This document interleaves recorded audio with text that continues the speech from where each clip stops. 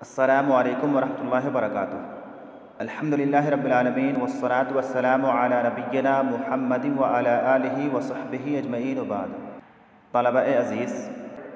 ہم لوگ اس کتاب میں پڑھ رہے تھے کہ کلیلہ اور دمنہ کے درمیان آپس میں بحث چل رہی تھی۔ کلیلہ کسی نہ کسی طرح سے دمنہ کو یہ سمجھانے کی کوشش کر رہا تھا کہ بادشاہ کی صحبت صحیح نہیں ہے، اس سے قربت درست نہیں ہے، لیکن کسی بھی طرح سے دمنہ اس کی بات ماننے کو تیار نہیں ہو رہا تھا۔ جس کے بعد کلیلہ نے دمنہ سے کہا کہ اللہ رب العالمین نے تمہارے ساتھ جو ارادہ کیا ہے اس میں خیر کرے، بھلائی کرے، لیکن جہاں تک بات رہی میری تو میں تمہارا مخالف ہوں، میں تمہاری تائید نہیں کر سکتا، میں تمہارا ساتھ نہیں دے سکتا۔ اس کے بعد آگے کیا ہوا بیان کیا جا رہا ہے کہ ثم ان دمنۃ انطلق حتی دخل علی الاسد، ثم ان دمنۃ پھر بے شک دمنہ انطلق ینطلق انطلاقا چلنا معنی ہوتا ہے، تو ثم ان دمنۃ پھر بے شک دمنہ انطلق چلا، وہاں سے گیا، ثم ان دمنۃ انطلق پھر بے شک دمنہ گیا، حتی دخل یہاں تک کہ وہ داخل ہوا، علی الاسد شیر پر، یعنی شیر کے یہاں وہ داخل ہوا، ثم ان دمنۃ انطلق پھر بے شک دمنہ چلا، وہاں سے چلا گیا، حتی دخل علی الاسد یہاں تک کہ وہ داخل ہوا شیر کے پاس، فسلم علیہ پس اس نے سلام کیا،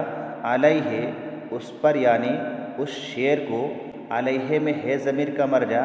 الاسد کا لفظ ہے، تو فسلم علیہ پس اس نے سلام کیا، علیہ اس کو، اس شیر کو، اس بادشاہ کو، فقال الاسد پس شیر نے کہا، لبعض جلسائہ اپنے بعض ہم نشینوں سے، اپنے ساتھ بیٹھنے والے کسی سے کہا، جلسا یہ جلیس کی جمع ہے، جلیس کا معنی ساتھی ہوتا ہے، ہم نشین ہوتا ہے، ساتھی ہوتا ہے، ساتھ بیٹھنے والا ہوتا ہے، تو فقال لبعض جلسائہ پس اس نے اپنے بعض ہم نشینوں سے کہا، اپنے ساتھ بیٹھنے والے کسی سے کہا، کیا کہا؟ بیان کیا جا رہا ہے، من ہادا یہ کون ہے، یعنی یہ جو آیا ہے یہ کون ہے، فقال تو اس نے کہا، یعنی اس ہم نشین نے کہا، یہاں پر قالا کا فاعل ہوا ضمیر ہے، جو ضمیر لوٹے گی باس کی طرف، تو بس اس ہم نشین نے کہا، فلان ابن فلان یہ کون ہے، فلاں جو کہ فلاں کا بیٹا ہے، اس نے اس کا نام اور اس کے ابو کا نام دونوں نام بتائے کہ یہ فلاں ہے جس کے ابو کا نام فلاں ہے، یہ فلاں کا بیٹا ہے، اس کا یہ نام ہے اور اس کے ابو کا نام یہ ہے، تو فقال پس اس نے کہا، فلان ابن فلان فلاں فلاں کا بیٹا، قال تو اس نے کہا، یعنی شیر نے کہا، قد کنت اعرف اباہ، قد کنت تحقیق کہ میں، اعرف پہچانتا تھا، جانتا تھا، قد کنت اعرف تحقیق کہ میں جانتا تھا، پہچانتا تھا، اباہ اس کے ابو کو، اس کے والد صاحب کو، تحقیق کہ میں اس کے والد صاحب کو پہچانتا تھا، میں اس کے والد صاحب کو جانتا تھا۔ یہاں پر اباہ کا لفظ اسماء ستہ مکبرہ میں سے ہے، جس کا اعراب حالت رفع میں واو، حالت نصب میں الف اور حالت جر میں یا ہوتا ہے۔ یہاں پر حالت نصب میں ہے اعرف فعل کا مفعول بہ واقع ہونے کی بنا پر، تو قد کنت اعرف اباہ تحقیق کہ میں اس کے والد صاحب کو جانتا تھا، ثم سألہ پھر اس نے اس سے سوال کیا، یعنی شیر نے دمنہ سے سوال کیا، پوچھا، این تکون تم کہاں ہو، کس جگہ پر ہو، تم کہاں رہتے ہو، قال تو اس نے کہا، یعنی دمنہ نے کہا، لم ازل ملازما باب الملک رجاء ان يحضر امر فأعین الملک فیہ بنفسی ورأی، لم ازل ملازما میں ہمیشہ لازم پکڑے ہوئے ہوں۔ لم ازل یہ افعال ناقصہ میں سے ہے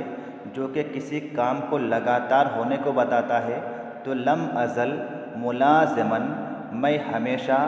لازم پکڑے ہوئے ہوں، چمٹا ہوا ہوں، لگا ہوا ہوں۔ باب الملک، کس چیز کو لازم پکڑے ہوئے ہوں؟ باب الملک، بادشاہ کے دروازے کو۔ میں ہمیشہ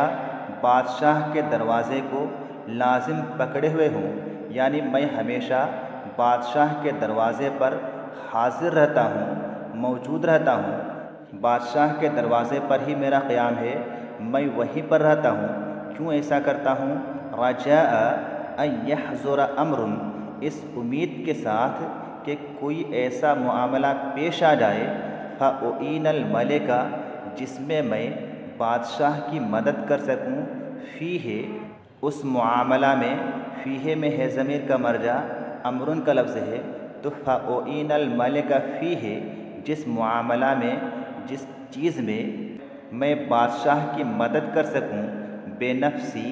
میرے اپنے نفس کے ذریعے، میری اپنی جان کے ذریعے، ورأیی، اور میری اپنی رائے کے ذریعے، اپنی سمجھ کے ذریعے، اپنی فکر کے ذریعے، اپنے مشورہ کے ذریعے، تو لم ازل ملازمن باب الملک، میں لگاتار بادشاہ کے دروازے کو لازم پکڑے ہوئے ہوں، رجاء ان یحضر امر، اس امید کے ساتھ کہ کوئی ایسا معاملہ حاضر ہو جائے، پیش آ جائے، فأعین الملک فیہ، جس میں بادشاہ کی مدد کر سکوں، بے نفسی، میرے اپنے نفس کے ذریعے، ورأیی، اور میری اپنی رائے کے ذریعے، میرے اپنے مشورہ کے ذریعے، میری اپنی نصیحت کے ذریعے۔ فإن ابواب الملوک تکثر فیہا الامور، اس لیے کہ بے شک بادشاہوں کے دروازے، تکثر فیہا الامور، اس میں بہت سے ایسے معاملات پیش آتے ہیں، بہت سی ایسی چیزیں واقع ہو جاتی ہیں، بہت سی ایسی چیزیں پیش آتی ہیں۔ فإن ابواب الملوک، پس بے شک بادشاہوں کے دروازے، تکثر فیہا الامور، ان میں بہت سے ایسے معاملات پیش آ جاتے ہیں۔ یہاں پر فیہا میں ہا ضمیر کا مرجع ابواب الملوک ہے، یعنی ان بادشاہوں کے دروازوں پر بہت سے ایسے معاملات پیش آ جاتے ہیں، واقع ہو جاتے ہیں۔ التی ربما احتیج فیہا الی من لا یؤبہ لہ، التی ربما، جن معاملات میں بسا اوقات، احتیج فیہا، احتاج یحتاج احتیاجاً، حاجت مند ہونا، ضرورت مند ہونا، اسی سے یہ کلمہ احتیج فعل ماضی مجہول کا صیغہ ہے، جن میں ضرورت پیش آتی ہے، ضرورت پڑتی ہے، الی من لا یؤبہ لہ، ابہ یا ابہ ابہن، باب فتحہ سے سمجھنا، تاڑ جانا، اور لا یؤبہ کا معنی ہوگا ناقابل توجہ سمجھنا، تو التی ربما احتیج فیہا، جن معاملات میں بسا اوقات ایسے لوگوں کی ضرورت پیش آتی ہے، ایسے لوگوں کی حاجت ہوتی ہے، الی من لا یؤبہ لہ، جن کو قابل توجہ نہیں سمجھا جاتا ہے، جن کی طرف دھیان نہیں دیا جاتا ہے، جن کو قابل التفات نہیں سمجھا جاتا ہے، تو التی ربما احتیج فیہا، جن معاملات میں بسا اوقات ایسے لوگوں کی حاجت پیش آتی ہے، ایسے لوگوں کی ضرورت پیش آتی ہے، من لا یؤبہ لہ، جن کی طرف توجہ نہیں دی جاتی ہے، دھیان نہیں دیا جاتا ہے، فإنہ لا یکاد یخلو احد وإن کان صغیر القدر والمنزلۃ ان تکون عندہ منفعۃ وإن صغرت۔ ضمنہ کیا کہہ رہا ہے کہ فإنہ لا یکاد یخلو احد، پس بے شک کوئی بھی چیز خالی نہیں ہوتی ہے، وإن کان صغیر القدر والمنزلۃ، اگرچہ کہ وہ چیز قدر و منزلت میں چھوٹی ہی کیوں نہ ہو، وہ چیز گرچہ قدر و منزلت کے اعتبار سے، مقام و مرتبہ کے اعتبار سے چھوٹی ہی کیوں نہ ہو، ان تکون عندہ منفعۃ، کہ اس چیز کے نزدیک، اس چیز کے اندر منفعت ہو، فائدہ ہو، وَإِن صغرت، اگرچہ کہ وہ منفعت کم ہی کیوں نہ ہو، وہ فائدہ چھوٹا ہی کیوں نہ ہو، لیکن ہر چیز کے اندر کچھ نہ کچھ ضرور فائدہ ہوتا ہے۔ تو فَإِنَّهُ لَا يَكَادُ يَخْلُو أَحَدٌ، پس بے شک کوئی بھی چیز خالی نہیں ہوتی ہے، وَإِن كَانَ صَغِيرَ الْقَدْرِ وَالْمَنزِلَةِ، اگرچہ کہ وہ چیز قدر و منزلت کے اعتبار سے، حیثیت کے اعتبار سے، پوزیشن کے اعتبار سے چھوٹی ہی چیز کیوں نہ ہو، ان تکون عندہ منفعۃ، کہ اس چیز کے اندر، اس چیز میں منفعت ہو، فائدہ ہو، وَإِن صغرت، اگرچہ کہ وہ فائدہ چھوٹا ہی کیوں نہ ہو، کم ہی کیوں نہ ہو، فَإِنَّ الْعُودَ الْمَبْتُورَ الْمُلْقَى فِي الْأَرْضِ رُبَّمَا انتفع بِهِ، پس بے شک وہ لکڑی المبتورہ، مبتور یہ باتارا یبترو باب نصارہ کا اس میں مفعول کا صیغہ ہے، اور باتارا یبترو کا معنی کاٹنا ہوتا ہے، اور مبتور کا معنی ہے کٹی ہوئی شاخ، کٹی ہوئی چیز، اور العود المبتورہ یہ موصوف صفت کی ترکیب ہے۔ تو فإن العود المبتورہ، پس بے شک کٹی ہوئی لکڑی، الملقی فی الارض، جس کو زمین میں پھینک دیا گیا ہو، القا یلقی القاء، پھینکنا، ڈالنا، اسی سے اس میں مفعول کا صیغہ ہے۔ تو فإن العود المبتورہ، پس بے شک کٹی ہوئی لکڑی، الملقی فی الارض، جس کو زمین میں پھینک دیا گیا ہو، ڈال دیا گیا ہو، جو لکڑی زمین کے اندر پڑی ہوئی ہو، ربما انتفع بہ، بسا اوقات اس سے فائدہ حاصل کیا جاتا ہے۔ اس پھینکی ہوئی چھوٹی سی کٹی ہوئی لکڑی سے بھی انسان فائدہ اٹھاتا ہے۔ کس طرح سے بیان کیا جا رہا ہے کہ فَيَأْخُذُهُ الرَّجُلُ تَأْكُلُهُ أُذُنُهُ فَيَحُكَّهَا بِهِ، فَيَأْخُذُهُ الرَّجُلُ، پس آدمی اس کو لیتا ہے، یعنی اس کٹی ہوئی چھوٹی سی لکڑی کو، پھینکی ہوئی لکڑی کو لیتا ہے، تَأْكُلُهُ أُذُنُهُ، جس لکڑی کو اس کا کان کھاتا ہے، یعنی اس لکڑی کو وہ انسان اپنے کان کے اندر داخل کرتا ہے، فَيَحُكَّهَا بِهِ، اور اس سے کیا کرتا ہے، اپنا کان کھجلاتا ہے، گھستا ہے، رگڑتا ہے، جس سے اس کے کان کی کھجلاہٹ ختم ہو جاتی ہے اور اس کی بے چینی دور ہو جاتی ہے۔ حق یحک، حقن کا معنی ہے گھسنا، کھرچنا۔ تو فإن العود المبتورہ، پس بے شک کٹی ہوئی لکڑی، الملقی فی الارض، جسے زمین میں پھینک دیا گیا ہو، ربما انتفع بہ، بسا اوقات اس لکڑی سے فائدہ حاصل کیا جاتا ہے، فائدہ اٹھایا جاتا ہے۔ فَيَأْخُذُهُ الرَّجُلُ، پس آدمی اس لکڑی کو لیتا ہے، تَأْكُلُهُ أُذُنُهُ، جسے وہ اپنے کان کے اندر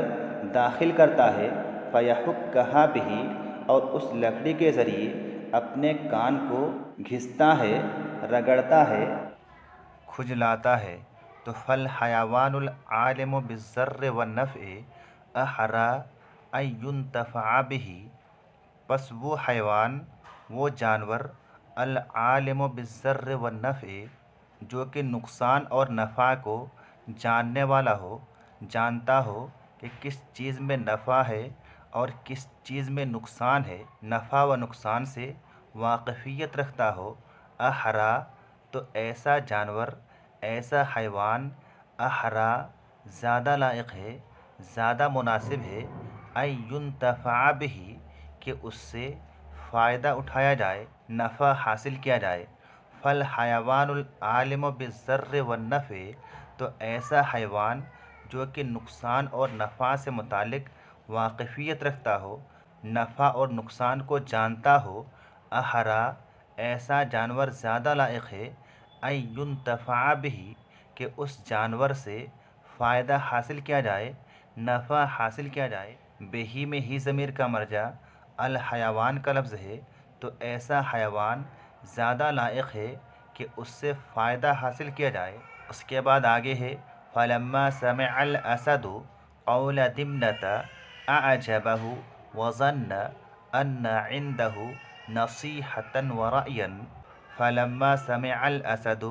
پس جب شیر نے سنا قول دمنتا، دمنا کی بات، پس جب شیر نے دمنا کی بات سنی، اعجبہ، تو اسے وہ بات بھلی محسوس ہوئی، بڑی اچھی لگی، وظن ان عندہ، اور اس شیر نے سمجھا کہ اس کے پاس یعنی اس دمنا کے پاس، عندہ میں ہو ضمیر کا مرجع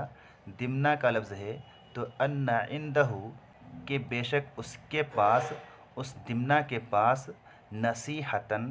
خیر خواہی ہے، بھلائی ہے، اچھی چیزیں ہیں، ورأیاً اور رائے ہے، سمجھ ہے، مشورہ ہے، فلما سمع الاسد، پس جب شیر نے سنی قول دمنتا، دمنا کی بات، پس جب شیر نے دمنا کی بات سنی، اعجبہ، تو اسے وہ چیز اچھی لگی، وظن ان عندہ، اور اس نے گمان کیا کہ اس کے پاس، نصیحتاً نصیحت ہے، بھلائی ہے، ورأیاً اور رائے ہے، اچھا مشورہ ہے، فاقبل علی من حضر، پس وہ متوجہ ہوا، علی من حضر، ان لوگوں کی طرف جو کہ وہاں پر حاضر تھے، اپنے حاضرین کی طرف، اپنے پاس موجود لوگوں کی طرف وہ متوجہ ہوا، فقال، اور اس نے کہا، پس اس نے کہا، کیا کہا، ان الرجل ذا العلم والمروءۃ یکون خامل الذکر خافض المنزلۃ، ان الرجل ذا العلم والمروءۃ، بے شک علم والا اور مروءت والا انسان، یکون خامل الذکر، غیر معروف ہوتا ہے، وہ مشہور نہیں ہوتا ہے، خافض المنزلۃ، مقام و مرتبہ کے اعتبار سے، منزلت کے اعتبار سے نیچے ہوتا ہے، کمتر ہوتا ہے، کمتر مقام و مرتبہ والا ہوتا ہے، ان الرجل ذا العلم والمروءۃ، بے شک علم و مروءت والا انسان، یکون خامل الذکر، غیر معروف ہوتا ہے، زیادہ مشہور نہیں ہوتا ہے، خافض المنزلۃ، مقام و مرتبہ کے اعتبار سے، منزلت کے اعتبار سے کمتر ہوتا ہے، لیکن کیا ہوتا ہے کہ فتأبی منزلتہ، پس اس کا مقام و مرتبہ انکار کرتا ہے، الا ان تشب، مگر یہ کہ وہ اونچا ہو، بلند ہو، شب یشب شبن، باب نصارہ سے اس کا معنی ہوتا ہے بڑھنا، بلند ہونا، تو الا ان تشب، مگر یہ کہ وہ اونچا ہو، بلند ہو، بڑھ جائے، وترتفع، اور اونچا ہو جائے، بلند ہو جائے، فتأبی منزلتہ، پس اس کا مقام و مرتبہ انکار کرتا ہے، الا ان تشب، مگر یہ کہ وہ اونچا ہو، وترتفع، اور بلند ہو جائے، وہ مقام و مرتبہ نیچے نہیں رہنا چاہتا ہے، بلکہ وہ مقام و مرتبہ خود اونچا ہونا چاہتا ہے، بلند ہونا چاہتا ہے، کالشعلۃ من النار، جیسا کہ آگ کا شعلہ ہوتا ہے، التی یصونھا صاحبھا، جس آگ کو آگ جلانے والا حفاظت کرتا ہے، اس کو ڈھانکنا چاہتا ہے، اس کو دبانا چاہتا ہے، لیکن کیا ہوتا ہے، وَتَأْبَى إِلَّا ارتفاعاً، مگر وہ آگ کا شعلہ اونچا ہو جاتا ہے، بلند ہو جاتا ہے، اوپر کی طرف چلا جاتا ہے، یعنی آگ جلانے والا چاہتا ہے کہ اس آگ کے شعلہ کو دبا کر کے رکھے، اس کو اوپر نہ جانے دے، لیکن وہ آگ کا شعلہ خود بخود اوپر کی طرف جانے لگتا ہے اور بلند ہو جاتا ہے۔ اسی طرح سے ایسا انسان جو واقعی معنوں میں علم والا ہوتا ہے، مروءت والا ہوتا ہے، تو گرچہ کہ وہ غیر معروف ہوتا ہے، منزلہ کے اعتبار سے، مقام کے اعتبار سے کمتر ہوتا ہے، لیکن اس کا مقام خود بخود اونچائی کی طرف بڑھنے لگ جاتا ہے۔ تو آج کے لیے بس اتنا ہی۔ السلام علیکم ورحمۃ اللہ وبرکاتہ۔